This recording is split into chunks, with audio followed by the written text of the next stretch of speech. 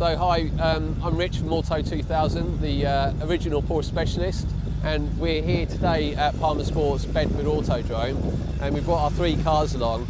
And Bedford Autodrome, Palmer Sports, they've kindly allowed us to take some measurements of our cars, so to make sure later on in the year when we do our event here that they're all going to actually be underneath the threshold for this track. So this man's kindly going to do the testing for us. So my understanding is that we have to rev the car to 4,500 RPM, and then you'll give us a reading and give us a thumbs up, or you guys have got to do something else, yeah? Yeah, so it's 2/3 of the maximum RPM that the car can achieve, which is the 4.5. Right. And then we have a 45-degree angle at half a metre away from the exhaust pipe, and then we get a reading.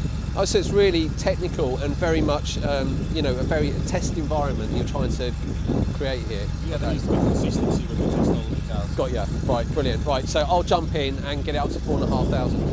I need to get around this side. I keep forgetting we've got a left-hand drive and a right-hand drive.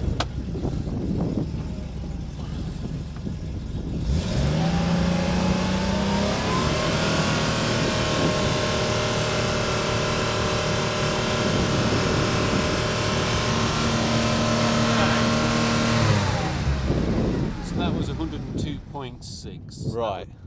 The over our static noise reading, Oh, which is no. 101. So we're over. So we're 102.6 and we should be 101. So we're going to have to do something to this additional car. silencing, perhaps. Yeah. Something along those lines.